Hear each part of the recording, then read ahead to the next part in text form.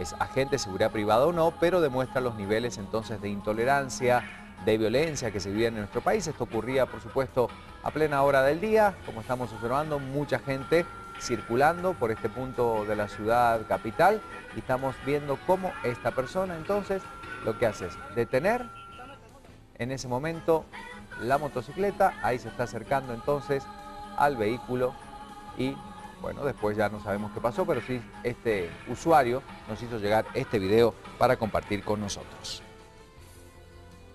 Y en otra noticia, 146 abogados fueron excluidos del proceso de postulación de la Corte de Apelaciones por no cumplir con los requerimientos del perfil. Los comisionados iniciaron ahora el análisis de los argumentos que sostiene cada uno para determinar si se les incluye de nuevo en el proceso y hoy continuar también con el proceso de depuración. Escuchemos. Las pruebas de descargo de 24 abogados fueron verificadas, una por una, y luego emitida a consenso para determinar si el dueño del expediente quedaba excluido o no del proceso. Los aspirantes a quienes se les admitió de nuevo su expediente son Óscar Solís Corzo, Wilber Castellanos Venegas, Alexander Colop Flores y David Chopin Choc. Pero son más a quienes se les rechazó su expediente de manera definitiva. Dina Robledo, Olga Morales, Fernando Santos, Elmer Cuellar, Gunter Flitz, Sonia Ortiz, Marta Sierra, Marcos Recinos, Sergio Aguilar, Antonio Cortés, Raquel Méndez, Edgar Villeda, Eric Díaz, Olga Chang, Gustavo González, Miguel Guzmán, Antonio Higueros, Liliana Ralda, Ana Vilia de León y Ronnie Aguilar. El presidente de la comisión manifestó cuáles son los casos más comunes, por lo que se excluye a un aspirante del proceso. Uno de los casos fue que no había presentado la constancia de colegiado activo, no se aceptó la que presentó en sus pruebas de descargo.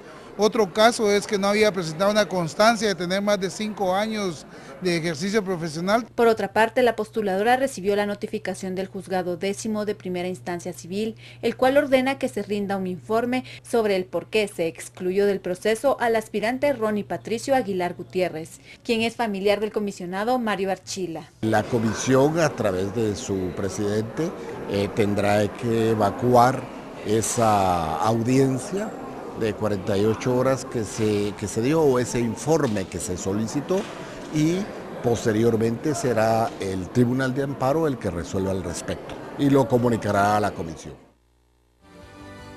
Bueno, y después de los desalojos ocurridos la semana pasada en Monte Olivo, en Alta Verapaz, el Observatorio Indígena está solicitando una exhaustiva investigación muy profunda de los hechos y además insisten en que se cometieron allí ejecuciones extrajudiciales, por lo que están haciendo graves acusaciones contra el ministro de Gobernación, Mauricio López Bonilla, y esto es lo que ocurría.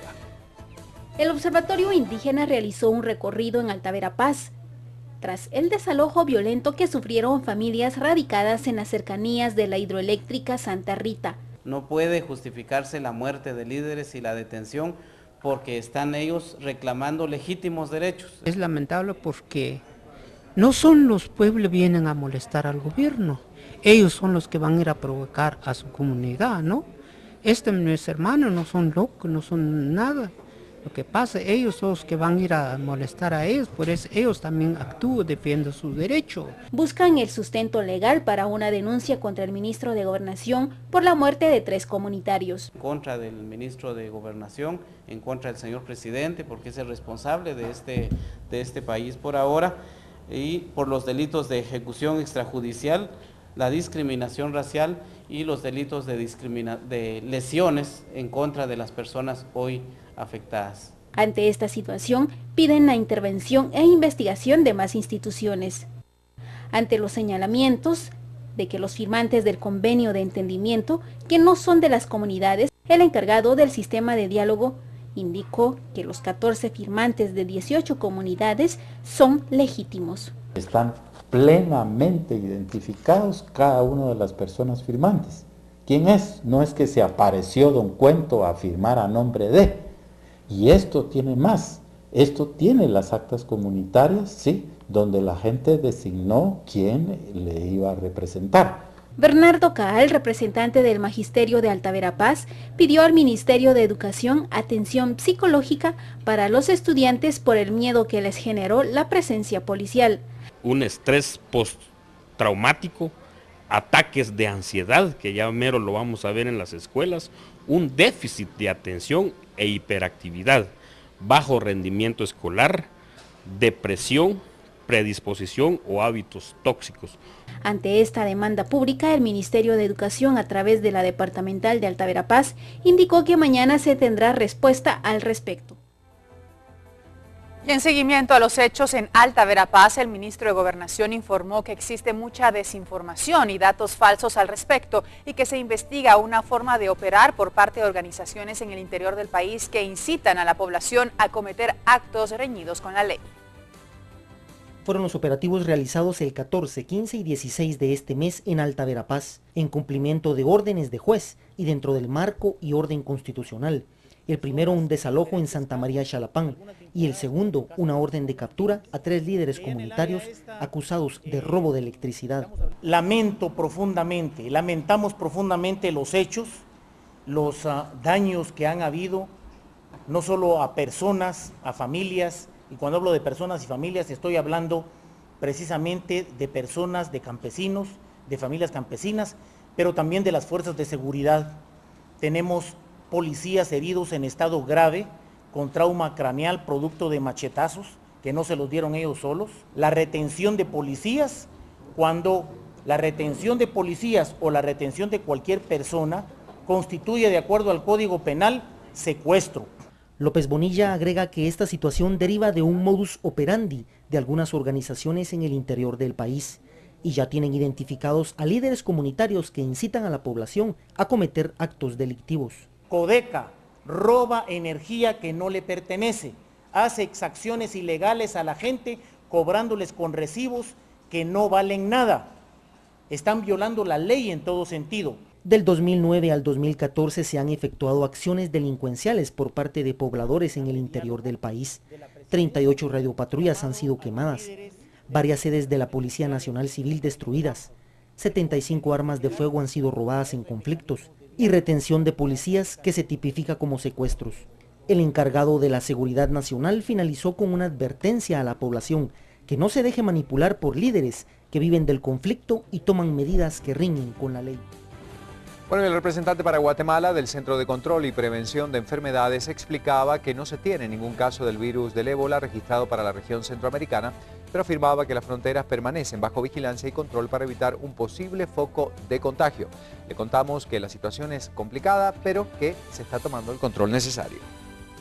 Se ha documentado y es muy importante continuar con los controles de los síntomas de estas personas.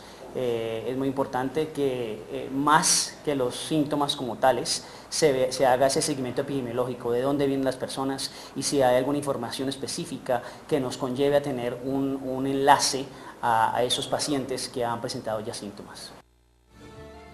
Y en otras noticias importantes, el decreto 19-2014 aprobado el 26 de junio y que permite entrar en vigencia la ley para la protección de obtención de vegetales denominada Ley Monsanto está causando muchísimo rechazo por parte de varios sectores al considerar que al entrar en vigencia afectará a pequeños agricultores y a comunidades indígenas que aseguran están privatizando el uso de la semilla, ya que los pueblos deberán pagar por los derechos de sembrar semillas que desde hace mucho tiempo cultivan. A la polémica se han unido grupos sociales, analistas, centros de estudios como la Universidad de San Carlos, ambientalistas y técnicos agrícolas que consideran imposible el control de esto, ya que la misma polinización y el viento que ocurre por naturaleza no se puede controlar y pone en riesgo la seguridad alimentaria de los campesinos más pobres, mientras que congresistas aseguraron que harán un análisis a fondo de esta norma. Líderes sociales aseguran que accionarán contra de ella.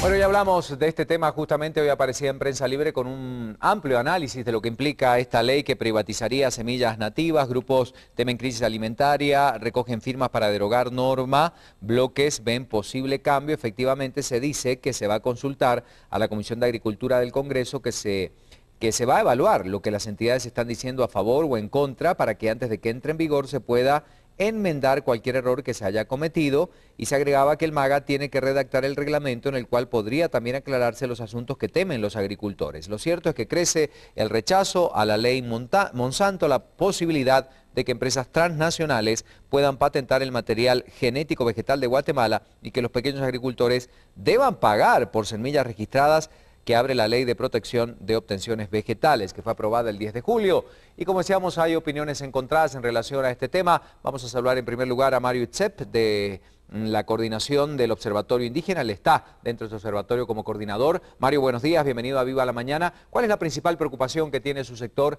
en relación a esta famosa ley que está generando muchas discrepancias? Por cierto, buen día, ¿qué nos puede decir? Buenos días, muchas gracias y un saludo cordial para la audiencia de Guatevisión. Efectivamente, nosotros hemos hecho un análisis en cuanto al tema de la ley de Monsanto y efectivamente hemos encontrado varios problemas. Uno de ellos es que efectivamente al aplicar esta ley hay un riesgo a la producción de los pequeños campesinos, porque particularmente tendrán que registrar el maíz y el frijol, y específicamente recordemos que este es un sustento a diario de la población. Recordemos que Guatemala tiene aproximadamente 16 millones de guatemaltecos y son el 65% que consuman este producto, y efectivamente con esta ley lo que nos permite, digamos, con esta ley viola los derechos humanos, particularmente las semillas ancestrales de los pueblos indígenas, y además de eso, efectivamente, no solamente viola la ley a los derechos humanos, sino también la seguridad alimentaria de la población guatemalteca con ese semilla transgénico que se estaría implementando en el país, por un lado. Y por otro lado es que los campesinos tendrán que registrar su semilla para poder producir. Es decir, esta ley lo que hace es que permite, digamos, ¿no? Porque recordemos que esta ley es un producto del CAFTA, del acuerdo, en este caso con República Dominicana, Centroamérica, y esto efectivamente viola los derechos humanos de la población, el derecho a la vida, el derecho a la salud, y efectivamente tendremos mucho más problemas en cuanto a la salud. Nosotros esta iniciativa la hemos analizado y efectivamente con el equipo del Observatorio Indígena vamos a presentar un recurso para que esto se modificara o que se quede engavetada la ley. Bueno, escenarios que se pueden dar, se dice en el Congreso de la República que antes de que entre en vigor podrían hacerse algunos cambios. ¿Ustedes confían en que realmente el Congreso, a pesar de haberla aprobado, pudiera llegar a, bueno, a realizar algunos cambios, sobre todo en estos puntos tan vulnerables que usted está mencionando? ¿Se podría dar este escenario? Hay un artículo, el artículo 15 de esta ley realmente nos deja deja la libertad a la empresa para patenticar digamos, todo lo que tiene que ver con las semillas, y efectivamente lo que va a suceder es que en 10, 15 años los campesinos tendrán que registrar este producto. De lo contrario tendrían que irse a la cárcel si utilizan semilla que no son digamos, no son los dueños, por un lado. Y por otro lado, el Congreso de la República, a mí me da mucha lástima que muchos diputados, tanto la izquierda, supuestamente esté consciente a la realidad de la población y hayan votado por esta ley. La posibilidad de una reforma, incluso una enmienda a la ley, recordemos que la ley orgánica nos permite, el Congreso de la República nos permita a un 30%. Viendo el panorama en sí en el Congreso, lo veo difícil que haya consenso y que haya una posibilidad de modificar esa ley en beneficio de la población. Yo honestamente lo veo difícil. Habría alguna posibilidad, sin embargo, no creo que se logre la cantidad de votos que se requiere para esta reforma que podría darse, una enmienda a esta ley. Nosotros lo vemos bastante difícil. Sin embargo, creo que hay que hacer un llamado al Congreso de la República y hay que recordar a los diputados del Congreso que fueron electos por la mayoría de la población, y la mayoría de la población vive en el área rural. Creo que esta ley lo que nos viene es que habría una sentencia de muerte a la población y sobre todo a la sociedad guatemalteca más pobre en este país. Bueno, muchísimas gracias, muy amable Mario Itzep, coordinador del Observatorio Indígena en relación a este tema. Él planteaba los puntos que generan polémica y vamos a seguir observando en este cuadro, justamente que le mostramos recién de lo que trae Prensa Libre, que nos muestra un poco la crónica de lo que ocurre con el registro de obtención vegetal a partir de la protección de los derechos de las obtenciones vegetales, que estaría a cargo del área fitozogenética de la Unidad de Normas y Regulaciones del MAGA, y a partir de allí todos los efectos que se pueden llegar a dar en esta materia. Son los efectos negativos que algunos están planteando, como la crisis alimentaria, por ejemplo. Entre otros puntos, se habla de una conflictividad social que se puede generar por esto, de criminalizar a los campesinos. Hay varios expertos y académicos en temas agropecuarios que